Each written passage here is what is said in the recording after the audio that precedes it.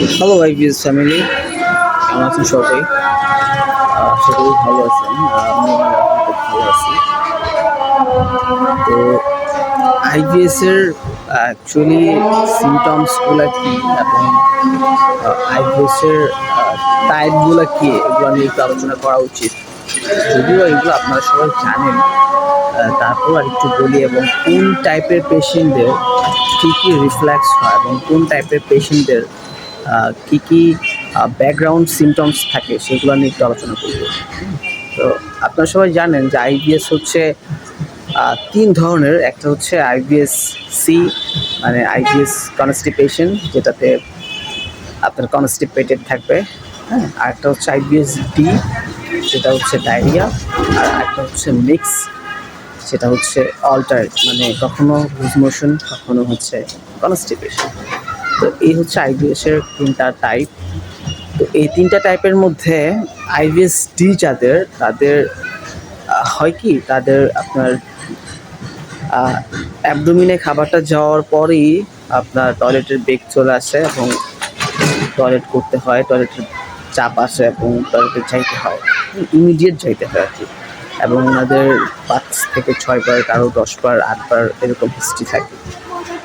আর IBS C যাদের, তাদের হচ্ছে 2 দিন 3 দিন পরপর টয়লেট হয়। কারো কারো 2 দিন 3 দিন পরপর না হলে অনেকে সাবসিডারি ইউজ করে, তারপর টয়লেটের বেগটা আনতে হয়। এটা খুব কষ্টকর। তো আসলে আইবিএস সি হোক, আইবিএস ডি হোক, দুটাই হচ্ছে কষ্টের রোগ, কষ্টকর দুটোই, পেইনফুল। হ্যাঁ, মানে টলারেট করার মতো না আর কি, আনবিয়ারেবল। তো এখন কথা হচ্ছে যে আইবিএস ডি যাদের, তাদের হয় কি, তাদের যে নার্ভাস সিস্টেমটা, খাবারটা খাওয়ার পরই তাদের টয়লেটে যাইতে হয়, এই যে রিফ্লেক্সটা হয়, এই রিফ্লেক্সটা হওয়ার কারণ হচ্ছে তাদের নার্ভাস সিস্টেমটা অনেক বেশি হাইপার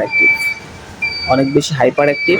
এর জন্য তাদের বারবার টয়লেটে যাইতে হয়। আর যাদের আইবিএস সি, তাদের নার্ভাস সিস্টেমটা হচ্ছে কাম ডাউন, অনেক কাম, অনেক স্লো। দ্যাটস ওয়াই তাদের টয়লেটটা হয় না। কারণ আমি আগেও বলছি, আবার একটা কথা বলি, যে হাইপার অ্যাক্টিভ থাকা আর হচ্ছে কাম ডাউন থাকা, এইটাও নির্ভর করে হচ্ছে আপনার গাট সিস্টেম, গাটের মাইক্রোবায়োম এবং আপনার নার্ভাস সিস্টেমের উপর অ্যাকচুয়ালি ডিপেন্ড করে আর কি। কারণ যাদের নার্ভাস সিস্টেম হাইপার অ্যাক্টিভ, তাদের খাবারটা অ্যাবডোমিনে যাওয়ার পরেই ইলেকট্রিক্যাল বাল্ব সেই খাবারটা ক্ষুদ্রান্তে খুব দ্রুত পাস করে। দ্যাটস ওয়াই আপনার বারবার স্টুল চলে আসে। আর হচ্ছে যাদের হচ্ছে আপনার কাম ডাউন, মানে যাদের হচ্ছে আপনার নার্ভাস সিস্টেম অলরেডি কাম ডাউন, তাদের হচ্ছে ইলেকট্রিক্যাল বাল্ব যখন খাবারটা অ্যাবডোমিন থেকে লোয়ার অ্যাবডোমিনে পৌঁছা দেয়, তখন খুবই স্লোলি পৌঁছায়। দ্যাটস ওয়াই কাম ডাউন থাকে, তো এই জন্য স্লোলি পৌঁছায়। আর স্লোলি পৌঁছায় দেখা হচ্ছে আপনার ওইটা কনস্টিপেটেড হয়ে যায়, মানে কনস্টিপেশন হয়ে যায় আর কি। তো এই হচ্ছে কথা আর কি। আর যাদের মিক্স, তাদের কখনো কখনো ডায়রিয়ার সিমটমস হয়, কখনো কখনো হয় না, কখনো কখনো ডায়রিয়া হয় না, কখনো কখনো কনস্টিপেশন হয়। হ্যাঁ, তো নর্মাল না। মোট কথা হচ্ছে যে আইবিএস এর পেশেন্টদের স্টুলটা নর্মাল না, তাদের স্টুলটা অ্যাবনর্মাল। অনেকে স্টুলের এমআরআই করেন, তো সব কিছু করে দেখে, কিন্তু সমস্যা খুঁজে পায় না। সমস্যা খুঁজে না পাওয়াটাই স্বাভাবিক, কারণ আইবিএস এর পেশেন্টদের, আমি আবারও বলছি, সবসময় বলি যে ইটস এ ব্রেইনটার ডিসঅর্ডার। এটা ব্রেইন এবং গাটের মধ্যে যে অ্যাক্সিস থাকে, এই অ্যাক্সিস জনিত একটা প্রবলেম। এখানে অনেক হরমোন থাকে অ্যাক্সিসের, ব্রেইনে নিউরো ট্রান্সমিটার অনেকগুলো হরমোন থাকে। তো ওই হরমোনগুলো যখন আপনার নিউরো ট্রান্সমিটারের ডেফিসিয়েন্সি হয়ে যায়, কমে যায় যখন, তখন ওই ডেফিসিয়েন্সির জন্য আপনার এই প্রবলেমগুলো দেখা দিচ্ছে। হচ্ছে ব্রেন গাট ডিসঅর্ডার। হ্যাঁ, এটা আপনার পেটের রোগ শুধু না, এটা হচ্ছে আপনার নট অনলি আপনার স্টোমাক ডিজিজ, বাট অলসো হচ্ছে আপনার মাইন্ডের প্রবলেম। সো এটা বুঝতে হবে। এটা বুঝে যখন আপনি ডক্টর ডায়াগনোসিস করবে যখন আইবিএস, তখন আসলে হতাশ হয়ে যায় মানুষ। কারণ তাদেরকে অনেক ধরনের অ্যান্টিসাইকোসমেটিক দেয়, হয়তো কাউকে গ্যাস্ট্রিকের ওষুধ দেয়, অ্যাসিমিপ্রাজোল, ল্যান্সোপ্রাজোল, ডেক্সামেথাসোন, ওমিপ্রাজোল, ভোনোপ্রাজোল, এগুলো দেয়। কিন্তু এগুলা দিয়ে তো আর হয় না, কারণ হচ্ছে এগুলা কাজ অতটা করেও না, আর যদি কাজ করেও সেটা খুব কম সময়ের জন্য, it's a temporary just relief করে। এটা রুট কজ থেকে বের করতে পারতেছে না মানুষজন, এই জন্য ভুগতেছে, এত সাফার করতেছে, এত জায়গায় ঘুরতেছে। তা আমিও ভুগছি, আমিও সাফার করছি, 6 বছর সাফার করছি, আজকে গত 2 বছর ধরে আমি সুস্থ আছি। তো আসলে আমিও জানি, এবং আমি ওই প্রসেসটা, আমি ওই সিচুয়েশনটা তো আমি দেখছি, এবং ওই সিচুয়েশন থেকে অ্যাকচুয়ালি আমি বেরও হয়েছি।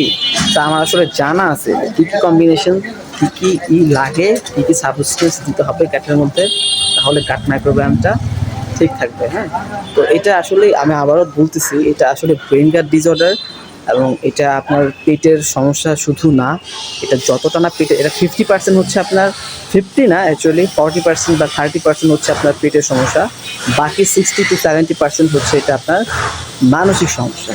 এইটাকে কাম ডাউন করে, কাউন্সিলিং করে, হ্যাঁ, আপনাকে যখন আপনার মাইন্ডের যে প্যাটার্ন, যেটা মাইন্ডের প্যাটার্ন যখন আপনি চেঞ্জ করতে পারবেন, এবং আপনার মাইন্ডে যে অলওয়েজ নেগেটিভ থটস আসে, হ্যাঁ, আচ্ছা, আরেকটা কথা হচ্ছে নেগেটিভ থটস কেন আসে, ওভার থিঙ্কিং, নেগেটিভ থটস, এটা কেন আসে এবং এটার কী, এটা কারণ হচ্ছে আইবিএস এর পেশেন্টদের যে কোর্টিজল একটা হরমোন আছে, স্ট্রেস হরমোন, স্টেরয়েড হরমোন, এটা কোর্টিজল, হ্যাঁ, এটা হচ্ছে স্ট্রেস হরমোন।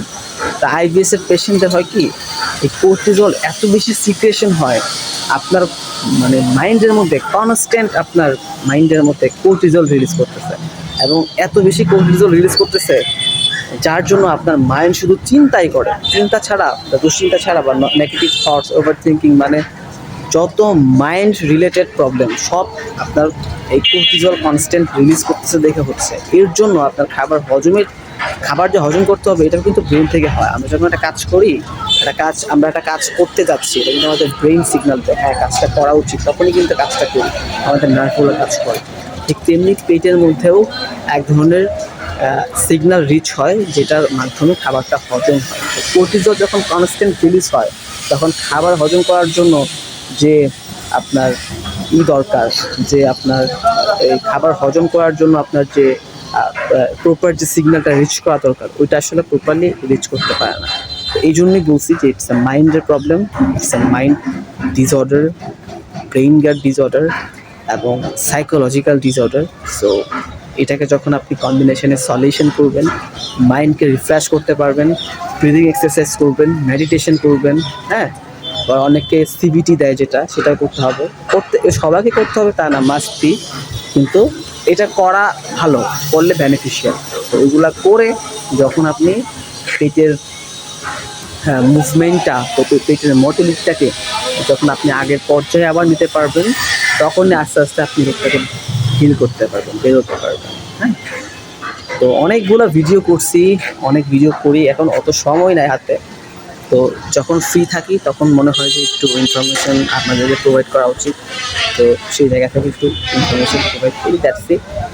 আর কেউ যদি আমার থেকে পরামর্শ নিতে চান, তাহলে আমাকে ফোন করবেন, বা হোয়াটসঅ্যাপে, আমার এই নাম্বারে হোয়াটসঅ্যাপ, সো আমি ডিসক্রিপশন বক্সে নাম্বার দিয়ে দিচ্ছি, ওই নাম্বারে হোয়াটসঅ্যাপ আছে, ওইটা আমার পার্সোনাল নাম্বার।